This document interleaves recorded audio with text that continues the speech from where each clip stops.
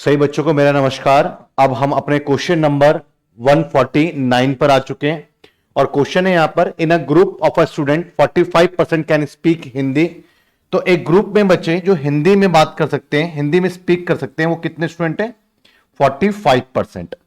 तो बच्चे यहां पे क्या कह रहा है कि 45% हिंदी में बात कर सकते हैं। तो इसका मतलब यह हुआ कि उस ग्रुप में से जो 45% जो हिंदी बोल सकते हैं, इसमें दो कैटेगरी शामिल हो चुकी है। एक वो जो कि सिर्फ हिंदी बोल सकते हैं और एक वो जो कि दोनों ही लैंग्वेजेस को बोल सकते हैं। क्लियर है? तो मैं कह रहा हूं मेरे समूह में से 45% लोग हिंदी में बात कर सकते हैं। तो इसमें तो दोनों ही को ही शामिल कर लिया जाएगा ना, कि जो सिर्फ हिंदी बोल सकते हैं वो भी, और जो दोनों ही भाषा बोल सकते हैं वो भी, दोनों को ही शामिल कर लिया गया है। अब आगे क्या कहते हैं? 40% कैन स्पीक ओनली इंग्लिश। तो ओनली इंग्लिश वाले, अब यहां पर ओनली इंग्लिश स्पीक वाले भी हैं क्या? और ये कितने बच्चे? ये हैं 40%। तो आपको पता है कि अगर मैं इसका टोटल करता हूं तो बेसिकली मेरे पास में 85% आया, और ये 85% किस किस चीज को रिफ्लेक्ट कर रहा है? आपको पता है 45% में क्या क्या चाहिए थी? जो ओनली हिंदी में बात कर सकता है, इसमें क्या क्या चाहिए थी बच्चे? जो ओनली हिंदी में बात कर सकता है, और प्लस इसमें बोथ वाले भी इंक्लूड हो गए थे, जो बोथ स्पीक कर सकते थे। और 40% में क्या आ गया आपके पास में? ओनली इंग्लिश में जो स्पीक कर सकता है। तो बेसिकली 3 कैटेगरी आ गई है। तो आपको पता है कि पूरे का पूरा ग्रुप का जो टोटल है वो कितना होता है? वो आपका 100% होता है। उसमें से 85% बेसिकली आप 3 कैटेगरी आ चुकी है। तो अभी भी इसमें से कितना मिसिंग है? 15%। तो 15% कौन सी कैटेगरी होगी? 85 में तो जो ओनली हिंदी बोल सकता है वो भी आ गया, जो ओनली इंग्लिश बोल सकता है वो भी आ गया, और जो बोथ लैंग्वेज बोल सकते हैं वो भी आ गया। अभी भी आपके पास में 15% लोग रह रहे हैं यहाँ पे ग्रुप की। कोई भी चीज टोटल 100% होता है, तो 15% वो होंगे जो कि दोनों ही लैंग्वेजेस को नहीं बोल सकते हैं। इसलिए उसकी गिनती ओनली हिंदी स्पीक में नहीं आया, ओनली इंग्लिश स्पीक में नहीं आया, एंड बोथ स्पीक में नहीं आया। तो बेसिकली जो आपके पास में देखेंगे, जो 15% है बेसिकली कौन से हैं? जो बोथ लैंग्वेजेस को नहीं बोलते हैं। अब आगे क्या कहते हैं? if the number of students who did not speak any language is equals to number of students who speak in the both language। तो बच्चे both language जो बोल सकते हैं, जो both speak कर सकते हैं, ये किसके इक्वल है? जो both नहीं बोल सकते हैं। तो both नहीं बोलने वाले 15% है, तो फिर both बोलने वाले भी 15% है, क्योंकि कह रहे हैं दोनों इक्वल है। अब आपको पता है कि both speak करने वाले 15% है, और आगे आपसे बोल रहा है कि जो सिर्फ हिंदी बोल सके। तो आपको ये पता होना चाहिए कि आपके पास में बेसिकली ये 45% में बेसिकली दोनों ही चीजें हैं। जो सिर्फ हिंदी बोल सकते हैं वो भी है, और जो बोथ बोल सकता है वो भी है। अगर इसमें से मैं बोथ वाला सब्ट्रैक्ट कर दूं तो जो मेरे पास में रिजल्ट आ रहा है 30%। तो ये 30% में क्या है? 30% में वो आ जाएगा, क्योंकि ओनली हिंदी और बोथ में से बोथ वाला सब्ट्रैक्ट कर देता तो ओनली हिंदी वाला बचेगा। तो 30% है जो सिर्फ हिंदी बोलते हैं, और टोटल कितने हैं? 80 स्टूडेंट है। तो बस सिंपल है कि 80 का 30% ऐसे हैं जो सिर्फ और सिर्फ हिंदी बोल सकते हैं। तो सॉल्व करेंगे तो 24 ऐसे लोग हैं जो सिर्फ और सिर्फ हिंदी बोल सकते हैं। सी इसका करेक्ट आंसर है। तो सवाल को बड़े ध्यान से फोकस कर करके आपको पढ़ने की नीड है। और दूसरी भी बात है कि भैया 2-4 महीने में आप सोचो कोई एग्जाम आप निकाल दोगे, तो वो बहुत ही रेयर चांस होता है। कोई बच्चा इतना एक्स्ट्रा ऑर्डिनरी होता है जिसकी प्रिपरेशन आज से नहीं, बचपन से कहीं ना कहीं चलती आ रही है। सब्जेक्ट्स के अंदर कहीं ना कहीं वो हर चीज बड़ा ध्यान से पढ़ता है, उसके लिए पॉसिबल होता है कि 3 से 4 महीने में वो एग्जाम निकाल सकता है। पर अगर आप कोई शुरुआत कर रहे हो, चीजों को सीखना स्टार्ट कर रहे हो, तो आप अपने आप को कम से कम तो आप 1 से 1.5 साल 2 साल आप दीजिए। इसलिए मैं कहता हूं कि भैया ग्रेजुएट होने के बाद जो अपॉर्चुनिटी आपके पास में आएंगी, उसकी प्रिपरेशन आप अंडर ग्रेजुएशन के अंदर ही स्टार्ट करें, ताकि जब आप ग्रेजुएट हो तो आप सीधा एग्जाम दे सके। नहीं तो ग्रेजुएशन के बाद भी प्रिपरेशन स्टार्ट करेंगे तो उसके बाद भी 2-3 साल आप कहां से लेकर के आएंगे? बताए, आपके 21-22 साल आप ग्रेजुएट होते होते आपकी एज हो जाती है। फिर 2 साल प्रिपरेशन करने में लगा देंगे आप 24 साल, फिर आप एमबीए करेंगे, फिर आप जॉब लेंगे, तो बच्चे फिर जिंदगी में आपका बचा ही क्या है? तो इसलिए आप इस बात को जरा ध्यान से, आपको जब आप अंडर ग्रेजुएट हैं आप अलर्ट हो जाएं, अवेयर हो जाएं। बाद में आपको समय इतना नहीं मिल पाएगा इतने आराम से तसल्ली से तैयारी करने का। तो आइए बच्चे, क्वेश्चन नंबर 150।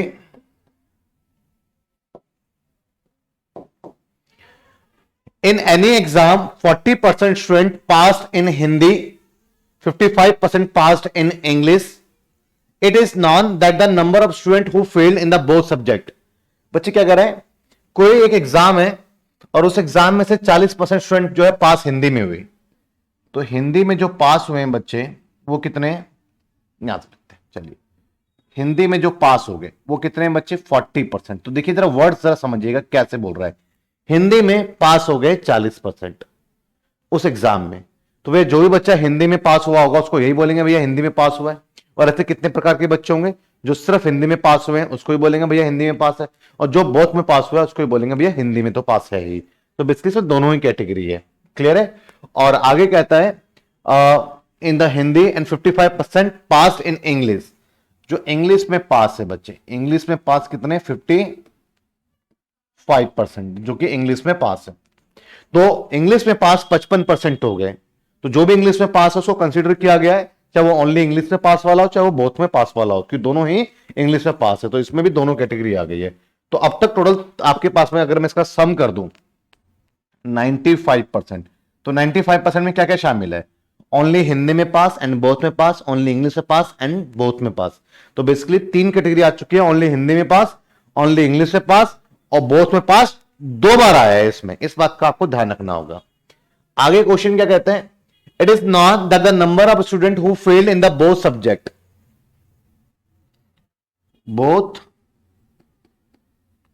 फेल को कंपेयर किससे कर रहे हैं, fail in both subject is double two the student who pass in the both subject.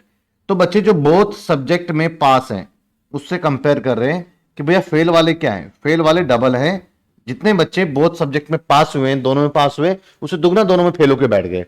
एक उदाहरण के लिए मानिए 10 बच्चे अगर दोनों ही विषयों में पास हुए हैं तो फिर 20 बच्चे ऐसे भी हैं जो कि दोनों विषयों में फेल होकर बैठे हैं। तो आगे आगे क्या कहता है उसको देखते हैं।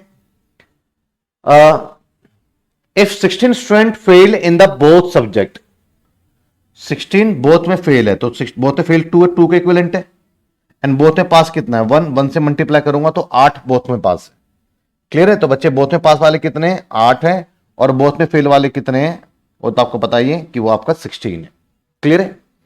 अब आगे क्या कहते हैं, then the find the total student. तो बड़ा आसान है क्योंकि इस केस में ज्यादा इंफॉर्मेशन है नहीं, तो आप टोटल स्टूडेंट्स को टोटल स्टूडेंट्स को आप यहां पे बेसिकली क्या कंसिडर कर ले 100n। मैं ना एक्स लेटर नहीं करता, मैं 100n 100x लेट करता हूं, क्यों, क्योंकि इससे परसेंटेज लेना आसान हो जाता है, क्लियर है।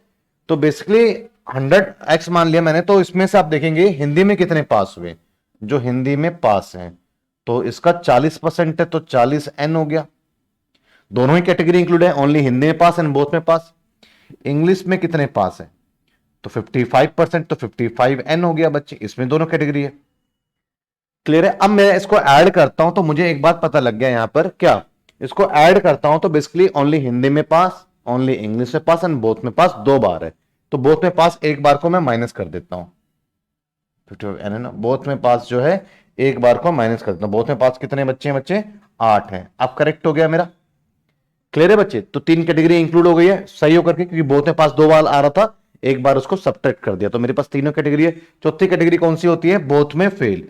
तो बोथ में फेल वाले कितने बच्चे 16, चारों कैटेगरी और चारों कैटेगरी को मिलाकर के मेरा टोटल रिप्रेजेंट होगा, और टोटल मेरा कितना है 100 एन। अब समझ में आया बच्चे। तो सॉल्व करेंगे आप बेसिकली 95 और 100 में से माइनस कर देंगे तो आपके पास में कितना जाएगा 5n, और यहां पर आप सॉल्व करते हो तो आपके पास में कितना है 8, एंड n इक्वल्स टू 8/5। अभी आपका आंसर नहीं आया है, बेसिकली आपका टोटल स्टूडेंट क्या था, n नहीं था 100n था, तो आप क्या करेंगे 100 और इंटू n के आपके पास में 8/5, तो सॉल्व करेंगे आप यहाँ पे 20 और आपके पास में 160 इसका क्या है बच्चे 160 इसका आंसर है, क्लियर है। तो इस तरीके से बड़े प्यार से आप क्वेश्चनों को धीरे धीरे करके आप आगे लेके जा सकते हैं, चीजें आपके लिए धीरे धीरे आसान होती चली जाएंगी। अब आगे क्वेश्चन देखते हैं।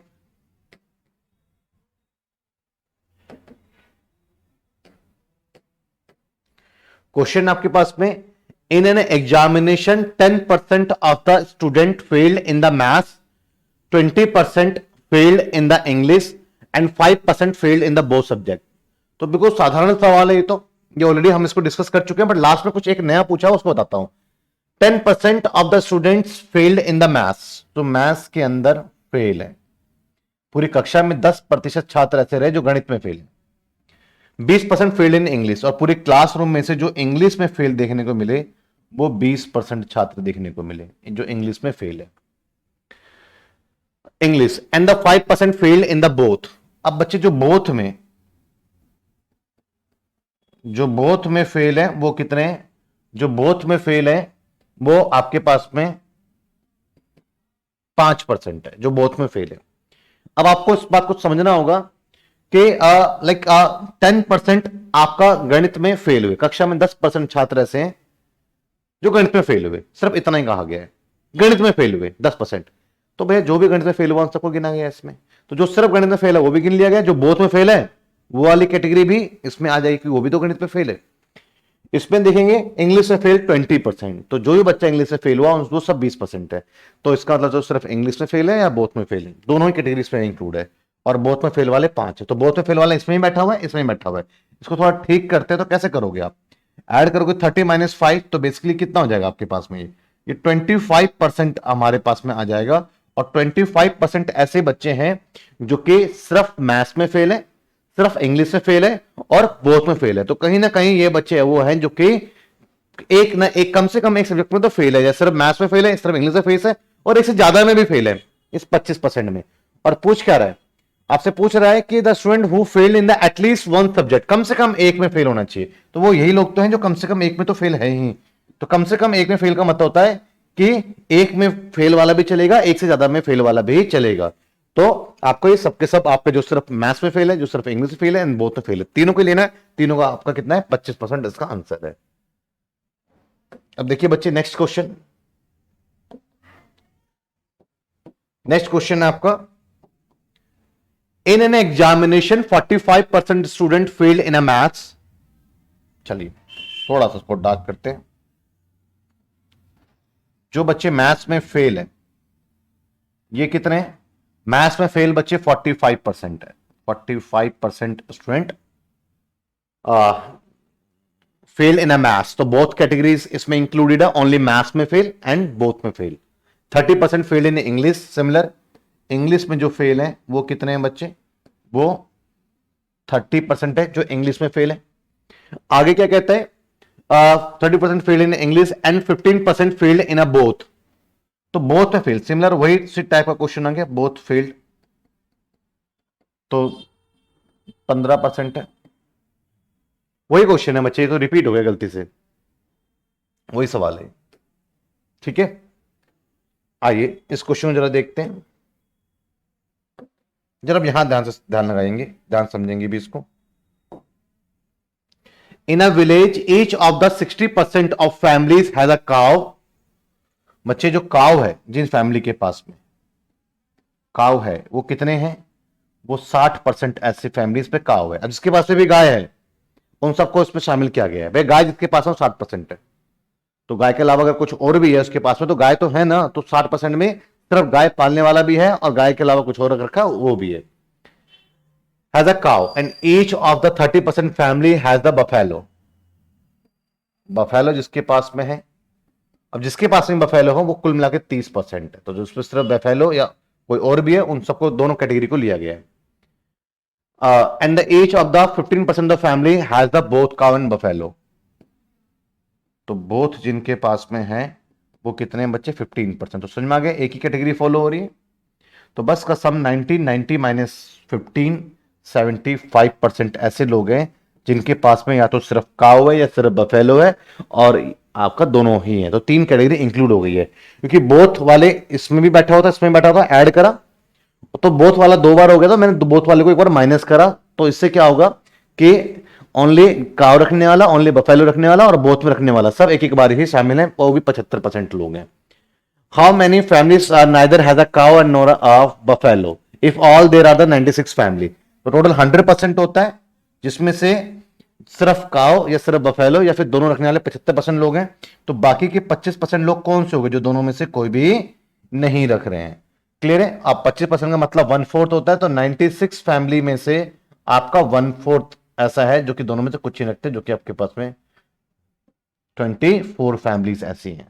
क्लियर है, तो सवाल आसान है, आसान तरीके से समझिए, आसान तरीके से करिए, तो चीजें आपके लिए बहुत इजी हो जाएंगे। अब देखिए बच्चे नेक्स्ट क्वेश्चन। जी, नेक्स्ट क्वेश्चन आपके पास में जरा ध्यान समझने की जरूरत है यहां पे। In a town of the 10,000 families, एक टाउन में 10,000 परिवार रहता है। It was found that the 40% of families buys newspaper A, 20% families buys newspaper B and 10% families buys newspaper C. तो यहां पे तीन की बात कर रहे हैं। तो एक काम कर लेता हूं मैं बच्चे, तीन यहां पे सर्कल बना देता हूं, क्योंकि एकदम से सारा सवाल पढ़ूंगा तो शायद आपको समझ में ना आए। तो मैं पहले तीन सर्कल ड्रॉ कर देता हूं। एक सर्कल एंड दिस वन,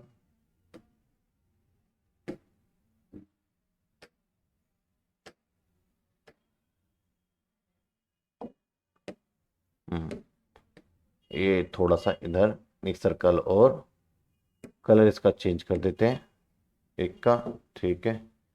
और इसमें से एक सर्कल, एक सर्कल और कर देते हैं बच्चे। तीन है तो तीन सर्कल, सर्कल समझेंगे ज्यादा इजी रहेगा आपके लिए, ठीक है। कलर भी डिफरेंट कर दिया जिससे कि आपको कोई प्रॉब्लम ना हो। तो लाइक एक जो ग्रीन है उसको मैंने ए फैमिली कंसीडर किया, जो पिंक कलर है उसको मैं फैमिली बी कंसीडर कर रहा हूं, और जो येलो कलर है उसको मैं फैमिली सी कंसीडर कर रहा हूं। अब क्या कहता है बच्चे, ये पूरा का पूरा ग्रीन जो सर्कल है ना, ये पूरा ग्रीन सर्कल फैमिली ए है। अब क्या कहता है यहां पे क्वेश्चन में स्टार्टिंग में, it was found that the 40% family buys newspaper A. A जो है, सॉरी ये एबीसी क्या है, न्यूज़पेपर के नाम है। तो बच्चे जो ये 40% है, तो बेसिकली यहां पर आप देखेंगे कि आपके पास में पूरा ग्रीन सर्कल की वैल्यू 40% है, ठीक है। उसके बाद न्यूज़पेपर बी जो रीड करते हैं वो कितने हैं, 20% फैमिली बाइज न्यूज़पेपर बी, ठीक है ना। तो जो आपके पास में बी है, इसकी वैल्यू पूरे पिंक सर्कल की वैल्यू कितनी है, पूरे सर्कल की वैल्यू आपके 20% है जो बी न्यूज़पेपर है। तो 10,000 में से 20% परिवार ऐसा है जो कि बी न्यूज़पेपर पढ़ता है, 20%। अब बी जो भी पढ़ता है सबको लिया गया उसमें। हो सकता है जो सिर्फ बी पढ़ता है, हो सकता है कि भैया ए और बी दोनों पढ़ने वाले भी हो सकता है कि कुछ परिवार है तो तीनों ही पढ़ते हो। तो जो बी पढ़ता है वो 20% है, तो इसमें सिर्फ बी वाला भी, ए और बी दोनों वाला भी, और एबीसी तीनों वाला भी, और आपके पास में बी और सी ये दोनों वाले भी, तो सारे शामिल किए गए हैं इसके अंदर। अभी धीरे धीरे देखिए सब समझ में आएगा। पहले समझिए पिंक वैल्यू की पिंक सर्कल की वैल्यू है एंड 10% ऑफ फैमिली सी, तो पूरा का पूरा जो सी है 10%। तो भैया जो भी सी न्यूज़पेपर पढ़ता है वो 10,000 में से 10% है। अब सी न्यूज़पेपर कौन कौन पढ़ सकते हैं, जो सिर्फ सी पढ़ रहे हैं वो भी हो सकते हैं 10,000 में लोग। 10,000 में कुछ लोग ऐसे भी होंगे जो कि बी और सी पढ़ते हो, उसको भी लिया गया होगा क्योंकि वही वो सी तो पढ़ रहा है ना। कुछ इस प्रकार के भी लोग होंगे जो ए और सी पढ़ते होंगे, उसको भी लिया गया होगा। कुछ ऐसे भी लोग होंगे जो तीनों ही पढ़ते होंगे, उसमें भी सी आता तो सी उनको भी। कुल इतने प्रकार की कैटेगरी है, धीरे धीरे सब कुछ आपको क्लियर होता चला जाएगा। चलिए अगर मैं बात यहां पे करता हूं ना, लाइक अगर मैं इसकी बात करता हूं, दिस वन, यहां पे मैं पहले थोड़ा सेलेक्ट कर लूं। मैजिक वाला पेन हमारा ये है शायद। अगर बच्चे अगर मैं ये सेलेक्ट करूं ना, तो ये ग्रीन वाले सर्कल के अंदर भी आ रहा है, ये आपका पिंक सर्कल के अंदर भी आ रहा है। आ रहा है ना पिंक में, क्या ये येलो में आ रहा है, ये आ रहा है। तो ये जो आप देख रहे हो जो आपका ब्लर हो रहा है, बेसिकली ये ऐसे लोग हैं जो कि तीनों ही टाइप्स के न्यूज़पेपर रीड करते हैं। ये इसको हम यहां रखेंगे, क्लियर है बच्चे। और अगर मैं बात करता हूं ना सिर्फ इसकी, दिस वन, अगर मैं इसकी बात करता हूं ये तो ये एक तो ग्रीन सर्कल में आ रहा है, एक पिंक सर्कल में आ रहा है बस। तो ये only A and B read करने वाले हैं। कौन से लोग हैं ये, only A and B. Only and B मतलब कि जो सिर्फ ए और बी रीड करते हैं। दो न्यूज़पेपर पढ़ते हैं, उसका नाम है ए और बी, कोई तीसरा नहीं पढ़ते। क्लियर है बच्चे। इसी तरीके से अगर मैं यहां पर इस एरिया की बात करता हूं, तो इस एरिया में जो सी भी आ रहा है बी भी आ रहा है, तो ओनली वो लोग हैं जो बी में भी सी में, जो only B and C read करते हैं। यहां पर ओनली बी एंड सी वाले आ जाएंगे। क्लियर है बच्चे। Only B and C means जो कि दो न्यूज़पेपर रीड करते हैं, बी और सी, कोई तीसरा नहीं पढ़ रहा है। सिमिलर यहां पर ओनली ए एंड सी वाले आ जाएंगे। क्लियर है बच्चे, समझ में आया आपको, कोई डाउट। क्लियर है बच्चे। तो आपको इस चीज समझ में आ गई। आइए अब इंफॉर्मेशन, ओनली का मतलब समझ में आया आपको। अगर मैं बोलूं कि भैया ऐसे लोग बताओ जो ए और बी रीड कर रहे हैं, ऐसे कितने लोग हैं जो ए और बी रीड कर रहे हैं? ऐसे कितने लोग हैं जो ए और बी रीड कर रहे हैं? तो बच्चे ए और बी रीड करने में तो भैया ये आता है, ए और बी रीड करने में दिस वन, ये पार्ट जो ए में भी आ रहा है जो बी में भी आ रहा है। तो इसमें basically only A and B वाले भी हैं और तीनों वाले भी हैं। क्लियर है बच्चे? दो कैटेगरी इसमें आ गई। समझ में आया आपको? तो थोड़ा सा आप क्लेरिफिकेशन चीजों को रखें। आसान है, शुरू में मैं इतना ज्यादा एक्सप्लेन, इतनी ज्यादा चीजें अलग अलग बोल रहा हूं कि आपका दिमाग यहां पे थोड़ा सा कंफ्यूज होगा, बट जब क्वेश्चन करने के लिए भी मैं बैठूंगा तो ये चीजें आपको चीजें और आसान बना देंगी। क्लियर है? पहले आपको समझ में आया? ठीक है, अब देखिएगा बच्चे, अब हम आते हैं अपने क्वेश्चन पे, अब आते हैं अपने मुद्दे पे। ठीक है, देखिए अब क्या कह रहे हैं कि like family buy newspaper B and 10% family buy newspaper C, 5% family buy A and B. 5% families कौन कौन से हैं जो कि ए और बी करते हैं? ए और बी में कौन आएगा? ये पूरा ही ए और बी में आएगा ना, जो कि पूरा का मैंने बताया था ए और बी, ओनली एंड बी का था ना, तो ओनली ए और बी बोलता तो बच्चे मैं आपका ये यहां तक रखता ओनली ए एंड बी में, बट ये बोल रहा है ए एंड बी, तो ए एंड बी में ये 5%, ये पूरा 5% आता है। क्लियर है? समझ में आया आपको? ये क्या कहा मैंने? ये चीज समझ में आई आपको? क्लियर है? तो आपके पास में सबसे पहला काम करो कि तीनों वाले को बीच में धर दो आप, बहुत आसान हो जाएगा चीजें आपके लिए।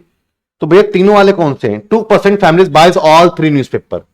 अब चीजें आपके लिए आसान होंगी, कलर में अलग ही यूज देता हूं। ये 2% है, अब चीजें आसान है। अब स्टार्टिंग से पढ़ते हैं। 5% family buys A and B, तो ये ए एंड बी पूरा नहीं, ये जो ए में भी आ रहा है बी में भी आ रहा है 5% है। दो तो ये वाला हिस्सा, ऊपर वाला हिस्सा कितना है? 3, तो ओनली ए एंड बी बोलेगा तो 3% है।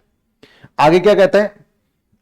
N B 3% buys B and सी, तो बच्चे बी और सी, बी और सी में कॉमन एरिया पूरा ये। क्लियर है? ओनली बी एंड सी बोलता तो 3 में सिर्फ यहां लिखता, बट बी एंड सी कह रहा तो पूरा का पूरा ये 3 है, दो तो यही है, तो ये कितना हुआ? 1। क्लियर है? और आगे क्या कहता है? इफ टू एक second, 3% buys B and C and 4% buy A and C. ठीक है, ए एंड सी का कॉमन एरिया क्या है? This one. ए एंड सी का कॉमन एरिया क्या है? This one. 2 ए तो 4, तो ये क्या हो गया? 2।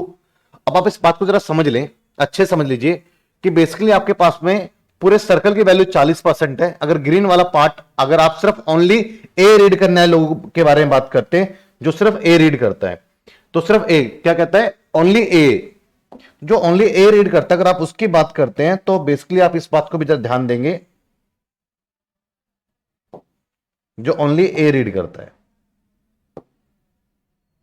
देखिए, जो ओनली ए, तो ओनली ए रीड करने में ये लोग, ये जो एरिया है ना, ये ओनली ए रीड करने वाला एरिया है, ये वाला, ये ए। बाकी भी ए रीड करते हैं, ये भी ए रीड करता है, ग्रीन में आ रहा है, बट ये ए के साथ साथ में बी भी रीड करता है, दो न्यूज़पेपर रीड करता है। 3, 2 भी ए रीड करता है, लेकिन 2 जो है वो ए के साथ साथ में बाकी दोनों भी रीड करता है। ये 2 भी रीड करता है, बट ए के साथ में सी भी रीड करता है। अगर मैं बात कर रहा हूं यहां पे सिर्फ ओनली ए कि मतलब ओनली का मतलब कि जो ए के अलावा कोई और न्यूज़पेपर रीड नहीं करता, तो वो ये एरिया है आपका, ये एरिया है। क्लियर है बच्चे? ये एरिया है आपका, दिस वन। और आपको इस बात को समझना होगा कि पूरा एरिया कितना है? 40%।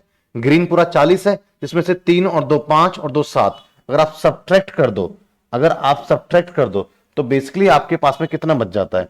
आपके पास में बेसिकली बच जाता है 5 2 7, तो 33% आपका ऐसा बच जाता है जो कि ओनली ए है। तो बस 10,000 आपके पास में फैमिलीज हैं, उसमें से 33% आपके पास में ओनली ए रीड करते हैं। तो सॉल्व करेंगे आप तो आपके पास में 3,300 फैमिलीज ऐसे हैं जो ओनली ए रीड करते हैं। उम्मीद करता हूं कि आपको जो है ये बहुत आसानी से, बहुत सरलता से समझ में आ गया होगा। बट सवाल ओनली बी वाला पूछ लेता तो फिर आप क्या करते? पूरे 20% में से इसका ये सेगमेंट हटा देते, ओनली सी में से हटा देते, बोलता ओनली ए एंड बी, तो ओनली ए एंड बी में 3% आप लेके चलते। क्लियर है? अब आपको सभी सवालों के जवाब अब आपको मिल जाएंगे। क्लियर है बच्चे? चलिए, अब इसी क्वेश्चन क्या कह रहा है? The number of families which buy B only. अब सेम क्वेश्चन है आपका, हाँ बिल्कुल सेम क्वेश्चन है, तो अब आप कर लोगे उसमें। क्लियर है?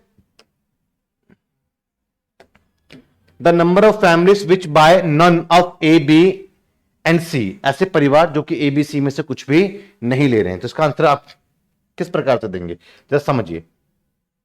सेम क्वेश्चन है दिस वन, जो कुछ भी नहीं ले रहे, तो टोटल परसेंटेज तो 100 होता है ना बच्चे, जरा समझे इस बात को। अगर मैं पूरी की पूरी वैल्यू निकालता हूं तो पहले आप वैल्यूज को देखें। 33% ये हो गया, तो 20 में से आपके पास 5 और 6 ये, तो 14% ये हो गया आपके पास में।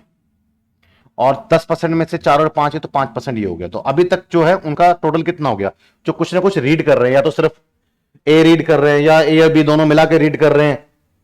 33% वो लोग सेपरेट हैं जो सिर्फ ए रीड करते हैं। 3% वो लोग हैं जो सिर्फ ए और बी ही दो न्यूज़पेपर रीड करते हैं। दो वो हैं जो तीन रीड करते हैं। ये दो वो हैं जो कि ए के साथ में सी रीड करते हैं। ये एक वो है जो कि बी के साथ में सी रीड करते हैं। 5% वो है जो कि सिर्फ सी रीड करते हैं। तो कुछ ना कुछ तो रीड करने वाले लोग हैं, अलग अलग प्रकार की कैटेगरी है। सबका जरा सम कर दो आप यहां पे। सबका अगर आप सम करते हो तो बेसिकली आपके पास में कितना आता है, अगर आप इसको जोड़ोगे तो आपके पास में 33 और आपके पास में 14, सिंपल सम करें, 33 14 5 और ये आपके पास में बीच वाले हो गए 5 और एक 6 और एक 7। इन सबको ऐड करेंगे तो 7 7 14, 14 और 5 19 और एक 4 और एक 5, ये 59। तो आपको पता लग जाना चाहिए कि 100 में से 59% कुछ ना कुछ तो रीड कर ही रहे हैं। तो रेस्ट ऑफ जो है 49% ऐसे लोग हैं जो कुछ भी रीड नहीं कर रहे हैं। क्लियर है बच्चे? तो आप यहां पे देखेंगे 49 मतलब कि 4900 इसका आंसर रहेगा। तो ये आप जो है नेक्स्ट क्वेश्चन के लिए मैंने इसका आंसर बताया आपको। क्लियर है ना बच्चे? तो the number of families which buy the number of family which buy none of A B and C, इनमें से कुछ भी वो नहीं ले रहा है। तो इसका आपका आंसर क्या था? 4900 इसका आंसर है। क्लियर है? समझ में आ गया बच्चे? अब सिमिलर ऐसा ही क्वेश्चन आपको करना है। ये आपका जो है आपका होमवर्क का पार्ट है। और नहीं तो चलो मैं करवा देता हूं क्वेश्चन, जब करवा ही रहा हूं तो साथ साथ करवा देता हूं और प्रैक्टिस हो जाएगी। In a class of 55 students, the number of the students studying the different subjects in a 23 mathematics, 24 physics, 19 chemistry and 12 mathematics and physics। तो वही तीन कहानी आ गई है। तो 3 सर्कल लेते हैं अपने एग्जाम में। आप फटाफट क्या करेंगे, 3 सर्कल ले लेंगे।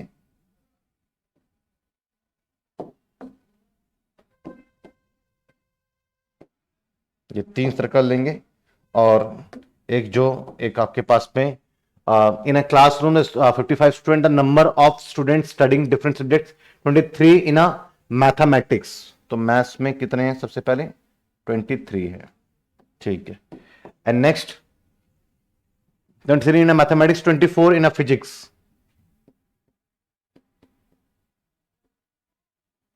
24 in a physics, 19 in a chemistry, chemistry में कितने हैं? 19। अब आगे सबसे पहले ये तीनों वाले आप फिल कर लिया करो।